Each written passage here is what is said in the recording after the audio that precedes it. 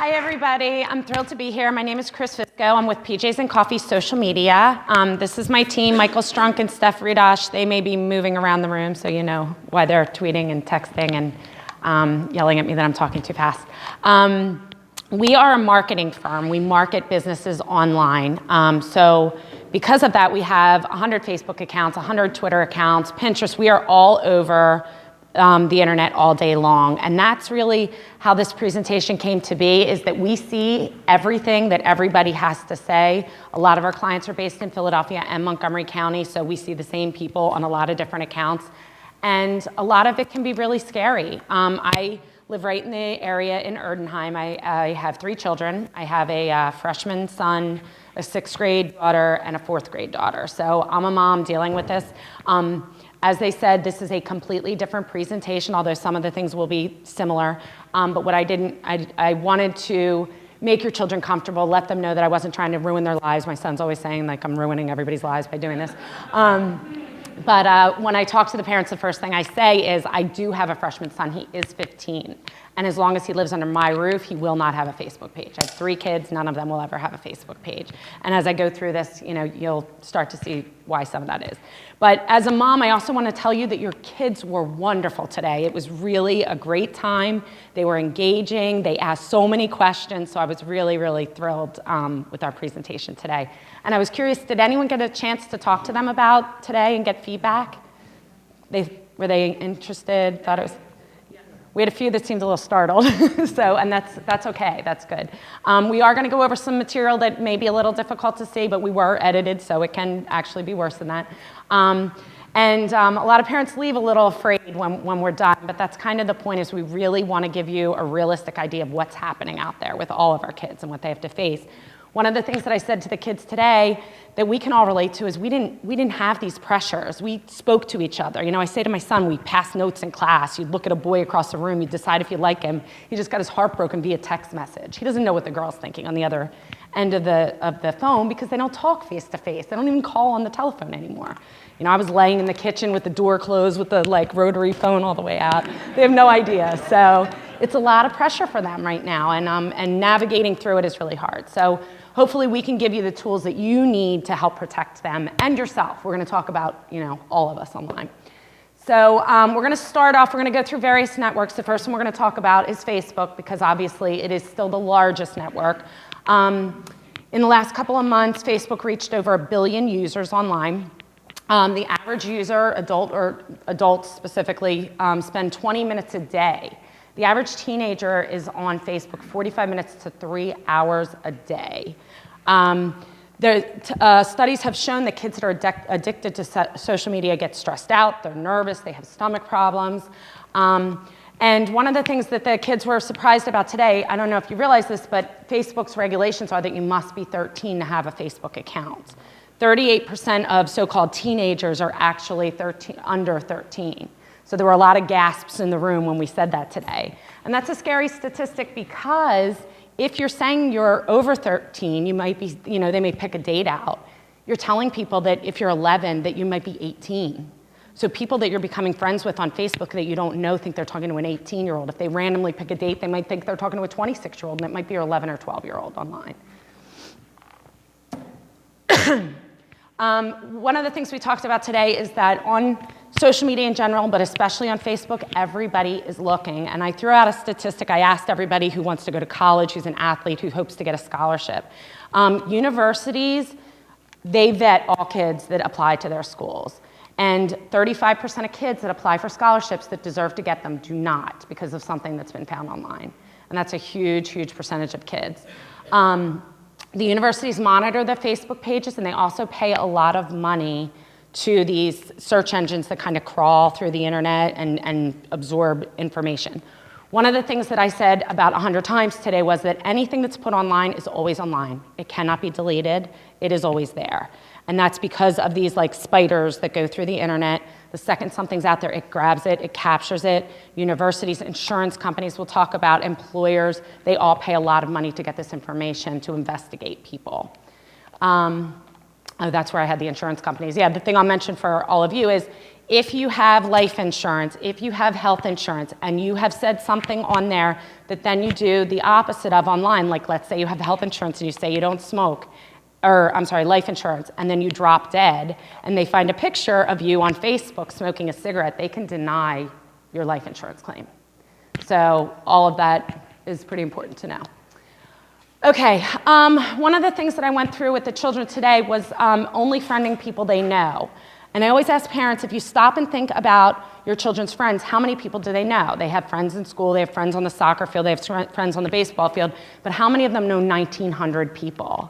The average teenager has about 2,000 friends on Facebook. So you have to stop and think, who are these people that are looking at their pictures on the beach, that are looking at where they are, at what they're doing, at who their friends are, at what you're doing, at what all the information that they're putting out there, and so many of them have very little filter to have 1,800 friends. This is an actual Facebook page of a 13-year-old girl in Springfield Township.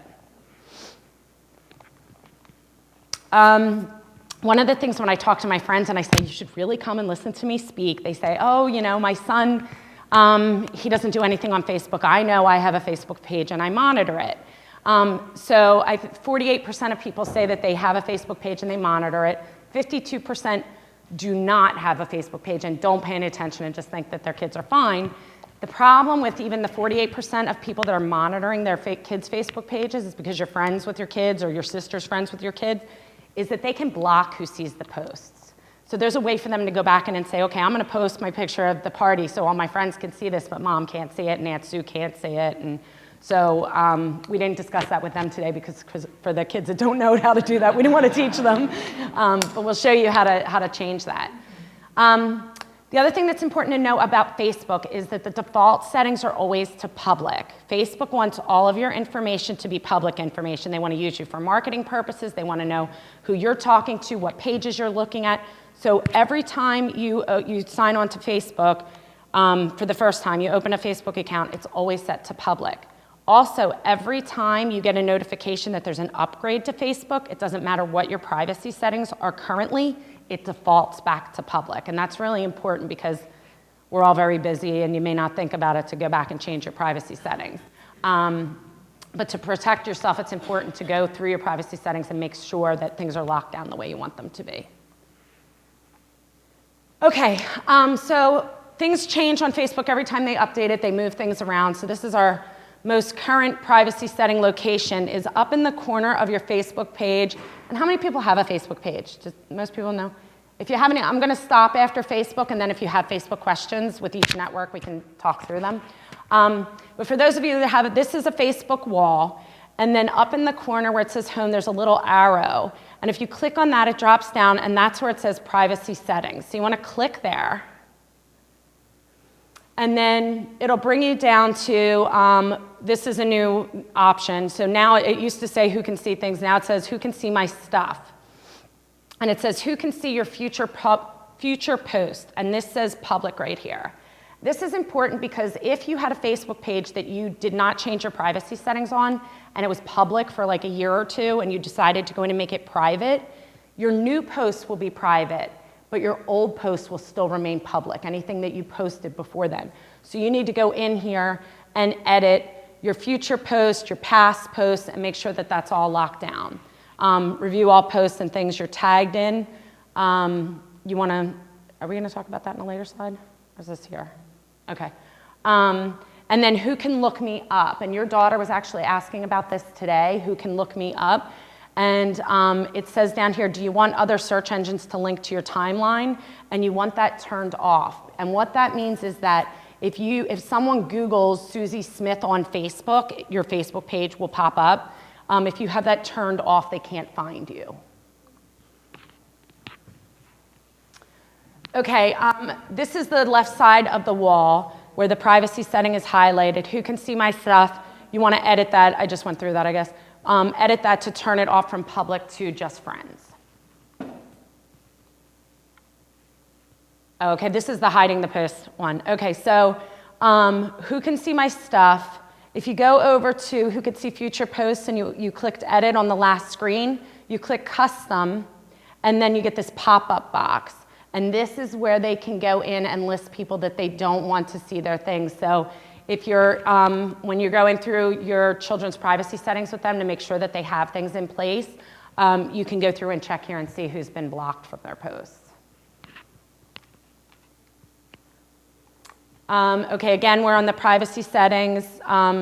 I think, did I go through all this? Limit the audience for posts you've shared with friends and the public. Yeah, I think I went through all that.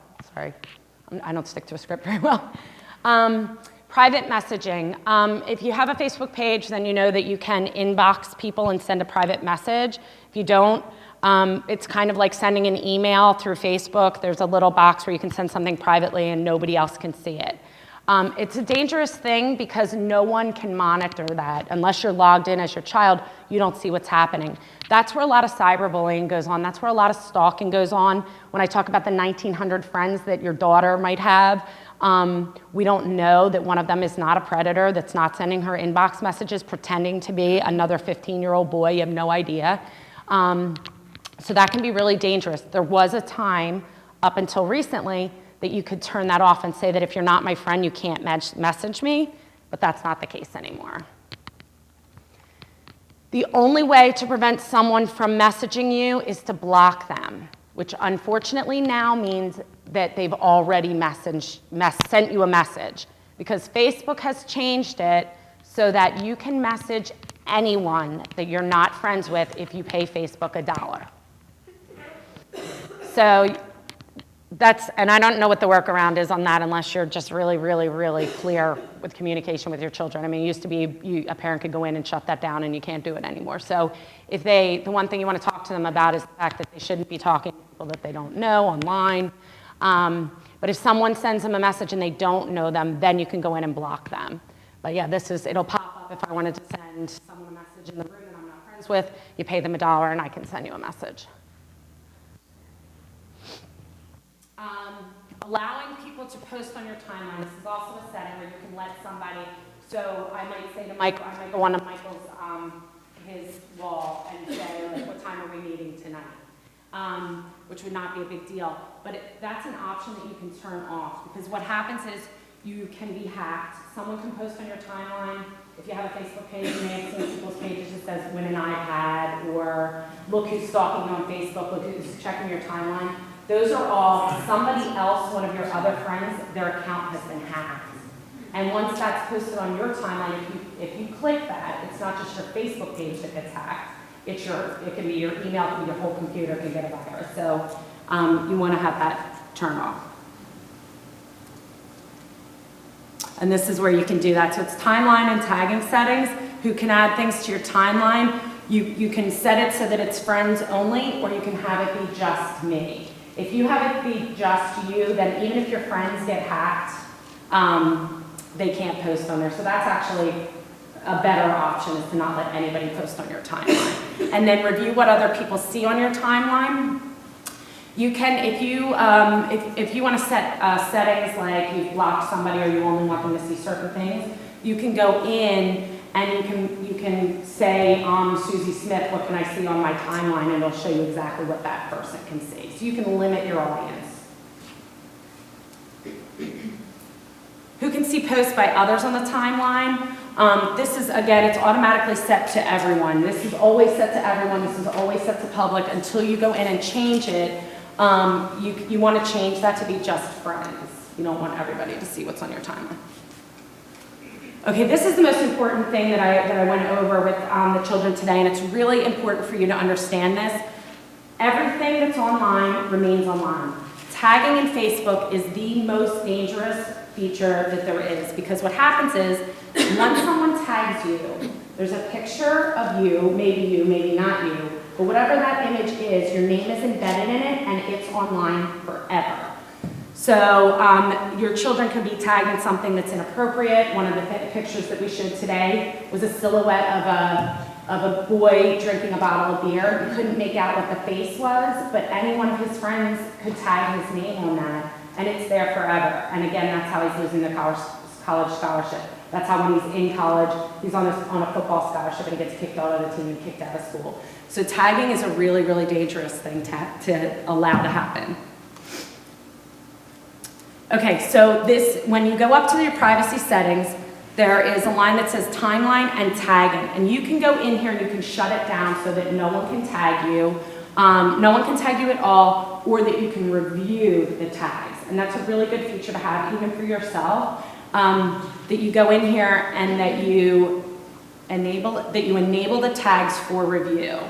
That way, if I tag one of you here tonight and you weren't supposed to be here tonight, you don't want anyone to know you were here tonight, it'll show up in a private message box that I tagged you, and you have the option to say, okay, I want that on my wall, or no, I don't. Tag suggestions. So the new thing that happens now on Facebook is, if I took a picture of this whole room, I would get a little, as I went to post it on my wall, I would get a little box over each one of your heads. And it would say, this looks like Susie Brown, this looks like Joe Smith. And I could click yes, and it may not be Susie Brown, it may not be Joe Smith, or it might be. So I may tag you in something where you weren't even present. And again, it's really dangerous because it could just be the back of somebody's head. And it could be the back of somebody's head, you know, smoking drugs, drinking a beer at 14, whatever it is, and there may not be any way to prove that it's not you. But once your name is embedded in there, it's out there forever. So you can also turn that off so it says that no one can see that name recognition. Your name will never pop up. How about pictures where you are tagged today? You can untag them, but they're already out there. The tags are not gone. The spiders crawl continually. So I had a girl ask that today who was not real happy with my answer, unfortunately. So yeah, you can take it off, but you can't delete anything that's ever been done. But the one, when you say the spiders, they don't necessarily supply everybody with everything, right? They supply things for a fee, or is that how they deal with it? Correct, but they're out there. But universities, they don't accept an applicant without a full background. We have interns that we use that, you know, we do full checks on before we'll hire them. And employers today, especially Fortune 500 companies, no one gets hired without a full internet investigation. And that's just, and I didn't talk to the kids about it today, I thought about it later. But I mean, if you make a comment on a blog post and use your real email address and somebody Googles your email address, your comment that you left on a blog post, if you put something out there that's racist, or you put something out there that's, you know, makes it sound like you've done something illegal, if you put, I mean, that's there. They can find you through your email address. I mean, anything you put online that can be led back to will be found.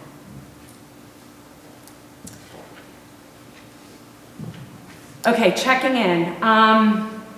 We reviewed this just slightly today, but you have the ability to check in on Facebook, so which is great for businesses. Businesses love it when you check in, you let the world know that you're there. It shows up on other people's pages, you know, where you're located, Blue Bottle Coffee Company, Ustream HQ. I checked in when I was here.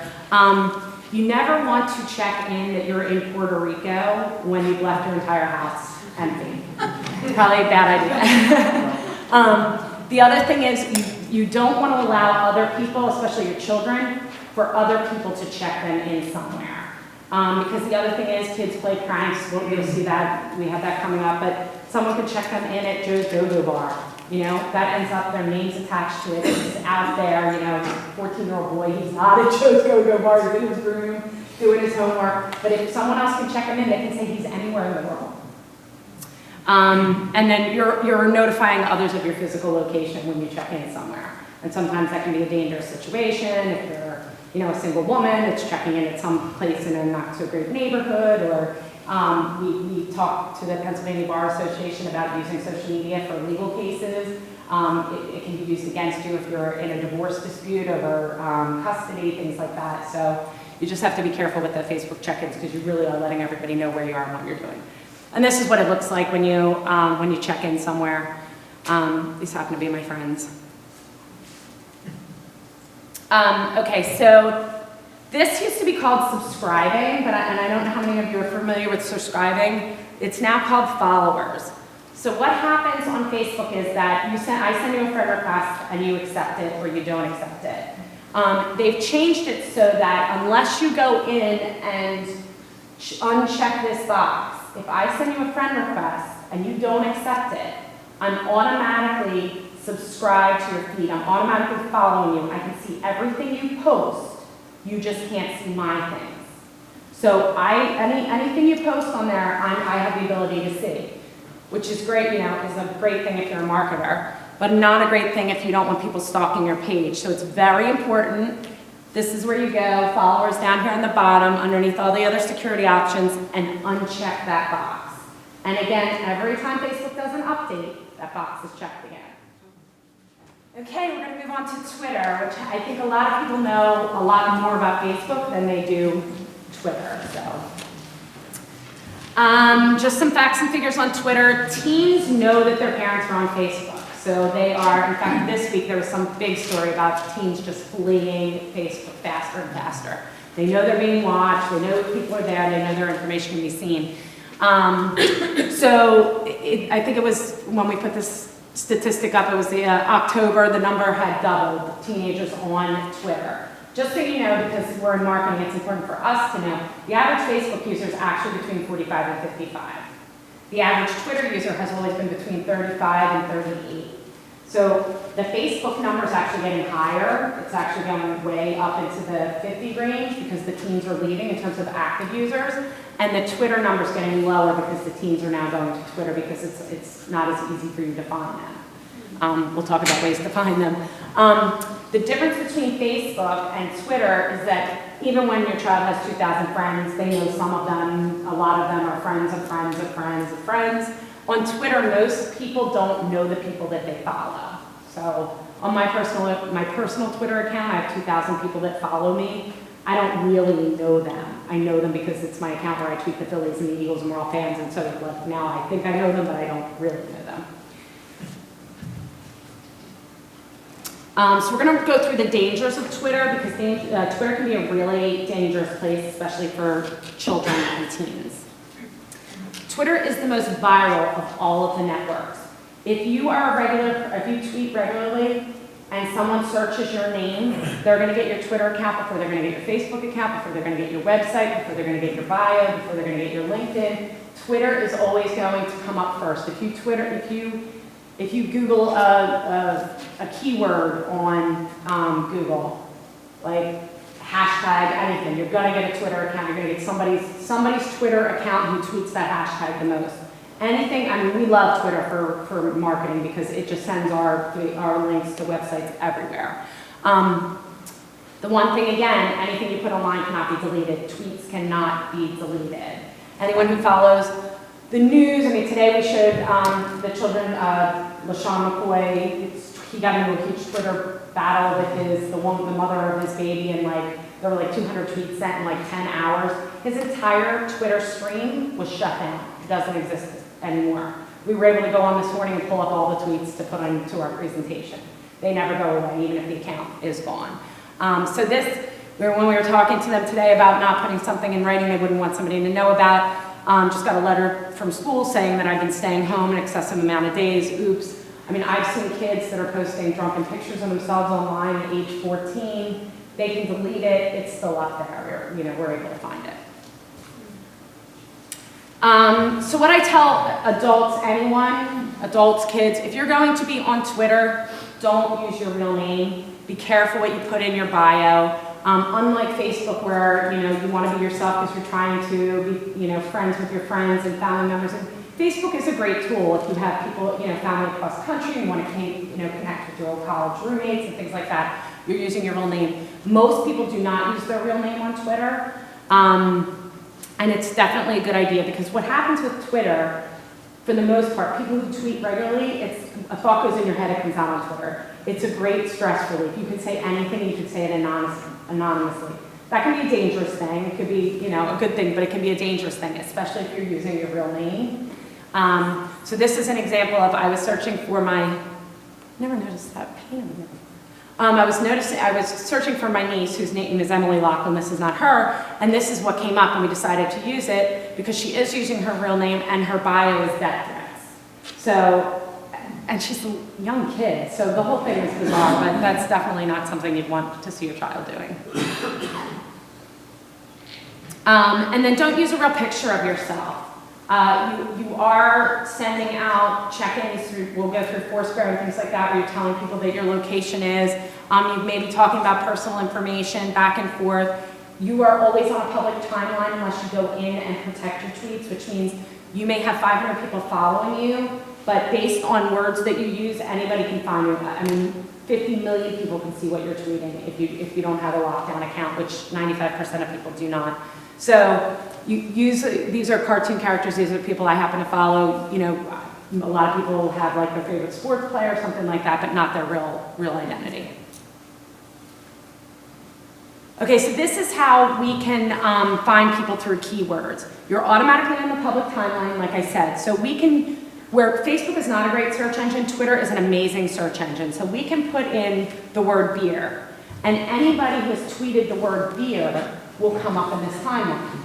So, you know, if you're an alcoholic and your sponsors, you know, from AA is looking for you and they put this in, you're gonna pop up. The one that caught our attention was the third one down, where this guy, who's got his real name and his picture, is drinking a beer at 10 a.m. on the metro train. You know, he may be on his note, and this can be found. So, I mean, this is just the power of Twitter, and everybody can see anything that you say at any time. And you know what, we don't have it in here, but one of the things that we talked to the kids about today was that you may not use your real name, but because of the keyword situation, what you put in your profile, so like my profile may be like, you know, just Chris, mom of 3, blah, blah, blah. But if it said in there that I went to Phil-Mont Christian Academy, we can find you because it's in there. Or my son goes to the prep downtown and I can put in hashtag like go prep, and what'll come up are a bunch of kids like tweeting the prep name. So they may not be using their real name, but you all of a sudden know that this is a sophomore or a junior in a high school who's now tweeting drunk pictures of themselves or saying nasty things about somebody. So we were talking to them about that today, about the fact that if they mention their school, if they mention, you know, their place of business, that there's one guy who works at Best Buy that's in my Twitter stream that all day talks about the fact that he works at Best Buy and he's trashing his boss and he's taking pictures of customers. And what are you thinking? So you can be found anywhere, anyway on Twitter. One of the reasons I really think Twitter is a bad idea for kids is that the difference between Twitter and Facebook is there are no rules on Twitter. Absolutely no rules. The one thing, if you have a Facebook page that you know for certain, is you've never seen nude pictures on Facebook. It doesn't happen. You might get a spam bot of a girl in a bikini that will go away. Twitter is a virtual porn site. They have days dedicated to different body parts that can be found through hashtags. There are no filters, and it's just, I would not want any of my children on Twitter. Okay, so do you know what your children are tweeting? This happens to be a real Twitter account for a 14-year-old boy. We, wiped out some of the words so it wouldn't be so shocking. But what happened with this particular account is that one of his friends hacked his account as a joke and tweeted out all of these things that we tried to, block out a little bit, but I think you can kind of get the gist of what's being said here. Based on, if you followed the whole stream, you realize that it was his buddy that was doing this, but it's not a great idea. You can tell who the friend is who did it. I mean, it's all tracked. You can track it all back to the person. But there are slides we did not show of actual girls actually tweeting really horrific things, 13, 14, 15-year-old girls. And they think that they're anonymous. They're not using their own name. They don't think, people can find it. There was a girl in Springfield Township that I happened to know her and came upon her account, and she was bashing her father, posting pictures of herself, like drunk pics, like proud of it. And I got sick to my stomach because this girl, they're gonna find this in college. She was using her real name. This is out there. It's always gonna be out there. I mean, I'm like, you're destroying your life and you have no idea. This seems innocent because you're 14, you may stop. They're still gonna come up with this stuff later. This is a really important thing to understand about Twitter and so many of these applications, especially on your phone, is that they all have a GPS in them. So you are automatically turned on to show your location on Twitter. So when you tweet something out, and a girl could tweet out something ridiculous like, I'm looking for some guy to hook up with, it's going to show exactly where she is, and it's within like a block of her location. So this is why we talk about protecting your Twitter account, and we'll show you in here how you can turn those things off. This happens to be what a Twitter page looks like. This is our business account here. When you go up to the little scroll off to the right, that's the settings key. You go down, you scroll down to settings that we have highlighted.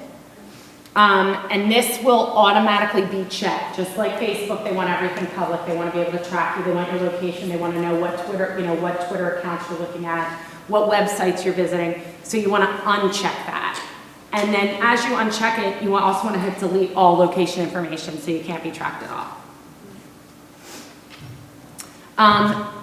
You're automatically unprotected. You're on a public timeline. So if you want to protect your tweets, you check protect my tweets. What that means is I can't follow you unless you approve me to follow you. So you'll get an email that says, Chris wants to follow you, you can accept or decline. It also means we can't find you via keywords, we can't see anything that you tweet. And then we always say, that, the girl that had the death threats there, like just, kids will do things like that. They'll put silly little bios on there. It's not worth it. Just keep it straight, positive. Like I tell them all today, if you wouldn't want your mom or dad to read it, it shouldn't be there. These are all mobile Twitter applications. I talk to my friends and they'll say, well, I know my son's not tweeting. I checked his smartphone, I checked his iPod. Most people do not use twitter.com. So we just wanted to highlight some of the different things that you can look for if you're interested in knowing if your child's tweeting. Generally speaking, there's a bird in it somewhere. So like the Hootsuite or the Twitterific, there's a bird. The Tweet Logic, there's not. There's also a little panda bear. Do we have that on the next one? Yeah, the Sesmic is a panda bear. Most of them are Flipboard, Twitroid. If it doesn't have a bird, it might have like a twit or a flip or something in it. Sesmic, you would never know what it looks like it did. So, and all of these can be used on a smartphone and also on an iPod or an iPad. Okay, so one of the things that we discussed just briefly today is social media and cries for help. Statistics have shown that teenagers who are depressed, who are thinking about killing themselves, who have problems at home, will go out onto social media accounts and post about it. They may do it in a very subtle way, they may do it in a very bold way. What we would like to do is educate parents on educating their children and empowering them to look out for one another. So, at the top is a tweet. This tweet happens to be a boy that my son was friends with who killed himself about 6 months ago. An hour before he died, he tweeted, "I wonder if I died, would anyone even care?" There was a lot disturbing about this beyond the fact that the boy killed himself, was that 12 people favorited this tweet within a few hours of him dying, which means that they saved it. 3 people retweeted it. And what that means is, if I say good morning on Twitter, people will retweet it and say good, like they're saying good morning back. So there were 3 other people that had the same thought. Like, yeah, I wonder if I died if anybody would care. Only one person who happened to be the boy's best friend responded to him, I would care. So we don't know what would have happened to this boy. He could have seen only one person cares. We don't know. But there were 500 people who potentially could have seen this tweet. What I did when we found this tweet, because the second that we found out about the suicide, my team went right onto social media and tried to figure out, what they could find. And they pulled up the tweet. I brought it home to my kids and just showed it to them and said, if you saw this from one of your friends, what would you do? And of course they said I'd come to you. They probably would not have, had I not made a big deal out of it.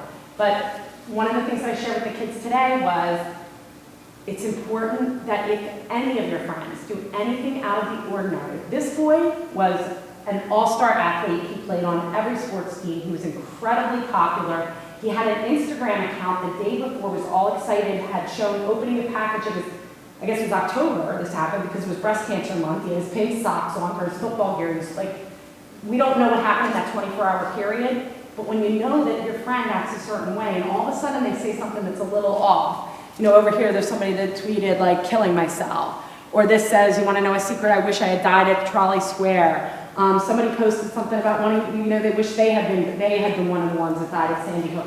These are things that our kids should, like, you know, I just said to them, if you see somebody who says, like, I wish I died, I wish that was me, I'm depressed, I have no right to live. Any little thing that even seems slightly suspicious, that they can come to you, that they should come to you, that they should go to a counselor, that they should go to a teacher. I had some girls in the front row this morning saying, I know my friend's being bullied online, but I don't want to get this other girl in trouble. So she wasn't comfortable going to her parents. I said, go to an older brother or sister, go to a counselor, go to, you know, there's got to be somebody older than you that you can talk to, because if they need to understand that it might seem like not a big deal now, but my concern when I looked at this and saw the boy who then tweeted the next day that he felt guilty that it was all his fault, what toll is that going to play on him? And it might not be till 10 years from now where he decides he can't take the guilt anymore. So it's just important that, you know, this type of stuff didn't happen when we were kids. It just, people didn't just put this stuff out there for the world to see. They're doing it now, so we do have the opportunity as parents to talk to our kids about the fact that don't think anything's a joke. And that's what the boy tweeted the next day, I'll never think anything's a joke again. But that was a really hard lesson to learn, and he didn't know. So, that's the tweet up there. I can't take anything as a joke anymore. I feel so guilty. And this boy went on to tweet for weeks and weeks and weeks. And I actually tried to get other parents involved because I didn't know who he was, and everybody wanted to turn a blind eye to it. Nobody was involved. We finally got a hold of the counselors over at the school that he goes to say, hey, this is what this boy's tweeting, like he needs to talk to somebody. Yeah, and then this is the girl that I was talking about who's 14 years old in Springfield, out tweeting about her dad. And we were talking about the fact that, you know, like things like this where she's trashing her dad online. You know, is this somebody that we would want to hire when we see things out there? Is this a university that's going to want to bring in this kid to their school when they know that they're going to trash people, or that they're going to, you know, put drunk pictures up, tweet a drunk picture, welcome, and here's a link, and if you click on that, then you see a couple girls who are trash holding beers in their hands. All of these things come back to bite them. Okay, so Instagram, if you're not familiar with Instagram, this is used by a lot of younger children. It's a photo networking site where you can put your photos online and share them with other people, very similar to Twitter or to Facebook, where you can share your pictures. This originally started with kind of artsy people posting pictures. You can filter things, you can make them look like antiques, and you know, do different things with them. And it's really become something that young children are using. This happens to be the only social network that my 3 kids actually have, and it happened by accident because they can use it on their iPod, which I hadn't realized. I was thinking like iPhone and Droids and things which they don't have, but they can use it on their iPod. A lot of the kids today, it was interesting, kept asking me, which is the safest network, especially the little ones, like, which is the safest network for me to use? This is a fairly safe network as long as you know what they're posting and as long as you're monitoring it all the time. Because the reality of the situation is that for most people, Instagram is hooked up to a Twitter or a Facebook also. So you can protect this account and should protect this account. You should only have your friends viewing your pictures because that's just always great practice.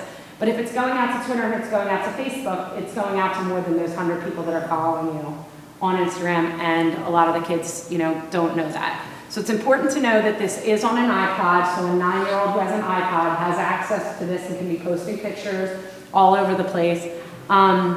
It is a very, very rapidly growing site. There's 5 million new accounts that are opened every week, and there are over 50 million users right now. So a lot of people are using Instagram.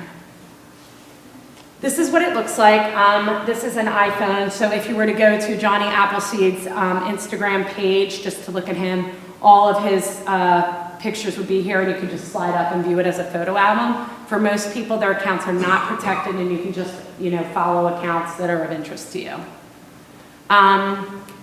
Like we said, anybody can see your pictures. So this is really, when we're on Facebook and Twitter and Instagram all day, this is what I see most of the day. especially with 13, 14, 15, 16-year-old girls, honestly. This is what I see. The girls at the school that my son used to go to, I would go on their pages and just be absolutely stunned and shocked. And clearly, their parents aren't looking. I mean, I have to hope that their parents aren't looking and think that this is acceptable. But again, when they have people that are following them that they don't know, and when they have 2,000 friends and we don't know who they are, this is what these people are seeing. And again, these networks own these pictures, you do not. So they can sell these pictures. Your daughter's pictures could end up, or your son's pictures can end up anywhere on any website, anywhere on the internet. This is an Instagram, going back to the empowering our kids and looking out for things that we should identify. This was an Instagram picture. It's a 17-year-old girl. She had 800 followers. We followed this whole series through. She had 800 followers on Twitter. She was tweeting very, very depressing tweets for weeks and weeks. And then all of a sudden, because this came from Twitter, this was an Instagram picture that she sent out that she finally got her gun, and 3 hours after she got it, she had shot herself. There were a ton of people that would have seen these tweets for weeks and weeks and weeks. She posted this, people liked it, people commented, and then the next day they started posting like, I really didn't think you'd use it. She was 17 and she had a gun. And no one thought to alert anybody. So these are the types of things that we really need to make sure that our kids get. It's not funny. One of the things that I didn't mention tonight that I actually usually start out with is that a good way to just monitor that things aren't too bad, and you know, these spider archiving sites that I discussed, they pull in the information. That's not always going to be something you can see because they store so much information. But on a regular basis, I Google myself, and I Google my children's names too. And that's a good, just see what's out there. And hopefully you're just going to get newspaper articles that they, you know, about their baseball game or their soccer game or something. But it's a good way to just double check. Does anybody recognize this symbol? Casper? I think there was blue behind Casper. It's Snapchat.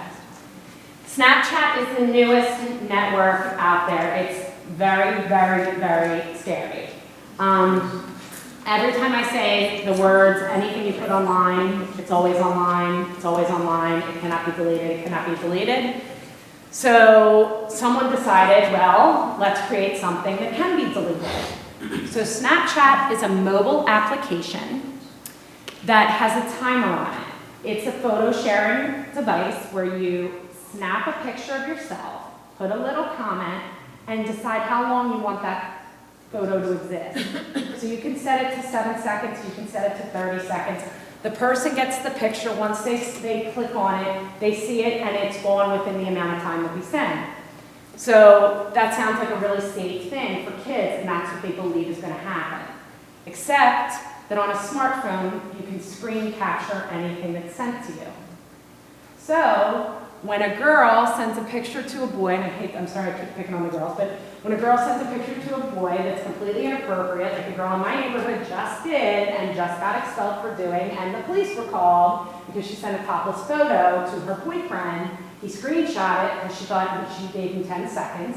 He screenshotted it within that amount of time and sent it to 200 other kids. So he's just destroyed his life because he's just distributed child pornography. And they went after her for doing the same. Both kids were expelled. And 200 kids lost their iPods and everything else. It has become very popular for sexting for kids, and for teens and for college students especially. Most of the kids using this don't understand that. Not everybody's using it for that purpose, but they could do something stupid. They could write something stupid. Like they're taking a picture of themselves, they might just write something completely inappropriate thinking no one will ever know. It's not out there like Facebook. It's not out there like Twitter. It takes 1 second to screenshot. I mean, we get half our material from screenshotting things all day. So, and then the other thing that we learned about was this GNOC. If you see that, it is, I can't remember. Oh, get naked on camera. Sorry. Because you put a camera. Get naked on camera. So if you see that, that's, a big red flag for you. And then We added the Amanda, is anybody familiar with the Amanda Todd incident? Similar thing happened. She sent a picture, a new picture to her boyfriend, it screenshotted it, he sent it around. He didn't just send it to friends, it ended up on websites all over the internet. She ended up killing herself as a result of it. So it's just, it's not safe. And I'll tell you, my son had one for like 35 seconds, and we had a conversation about it, and he was like, it's safe. It's not safe. It's really not safe. It's really bad false sense of security. And it's really popular because it's cute. It's a little Casper the Ghost, so it's gotten really popular with little kids because they think it's safe. And they may not be doing anything, you know, horrible with it now, but again, they don't always know what's, you know, not a great thing to say or post. So, any questions on that? Okay, and then we're finishing up with Foursquare. Which Foursquare is a website. If you're not familiar with it, it's a mobile application where you can check into locations. It's a great tool for marketing. It's a great thing to have as a user because you can get a lot of discounts by going to restaurants and by going to stores. And if you check in at the mall, you're going to get a pop-up that's going to say there's 25 specials nearby. And it's going to show you every single store in the mall that's going to offer you something for coming and checking in on Foursquare at their location. So that's a really great use for it. It started as a kind of a game where you would check in somewhere and you get points, and you could alert your friends that, hey, I'm down at Halligan's, you know, meet me for a beer. That's how it started. It's kind of the same as the other networks. You have friends, you have followers. But what starts to happen, like with the other networks, is people start friending you and following you, and you allow them to follow you, and you allow them to friend you. And now you've got a GPS in your hand where you're announcing to the whole world, this is where I am at all times. And that can be a really dangerous thing. A lot of people will create, you can create, and like, so if I were to check in here on Foursquare, and the school didn't have a Foursquare account, no one else had ever checked in here, I could add it. I could create the location, Phil-Mont Christian Academy, and put it on Foursquare and check in. A lot of people will create fictitious places. Like, you know, I was saying today, someone checks into their desk every day. I see them check in on Foursquare, I'm at my desk, I'm at my desk. Well, people also will put like a location down like their home. And the GPS picks up your exact address. So what's dangerous about that is you've just now told everybody where Alex's apartment is, whether it's your apartment or Alex's apartment, and then you can put a comment and a picture in there too, like keg party at Alex's apartment. Everybody knows where Alex lives, or even worse, they could, if you're checking into your house and you're, you know, a group of teens and you've already tweeted that your parents are away and this is going out to Twitter, it could just turn into a really ugly situation. So that's really important to keep in mind, is that you never want to check into your home. Protecting yourself on Foursquare. Only friend people that you know. Use a different username. Foursquare will post to Facebook if you allow it to. You don't have to allow it to, but generally people will have their Foursquare post onto Facebook and or Twitter. So it's allowing people to know their location. If you use a different Twitter name than Foursquare name, the same people aren't always going to be following you and figure out who you are. Like if you have like a stalker or an ex-husband, ex-wife, ex-boyfriend, something like that. And then I always tell people to make sure, if you're going to use Foursquare, to check in when you're leaving a location as opposed to when you're arriving at a location, because then you check in and you're leaving as opposed to checking in when you get there. And the one story that I always tell is that a woman went to a restaurant with her girlfriends. The maitre d' came over with a phone call for her from a guy sitting at the bar who had seen that she checked in and had been like stalking her, and she didn't even know it. And it got to be a scary situation. They had to call the police and things like that. So if your children are using Foursquare, always tell them to check in when they're leaving.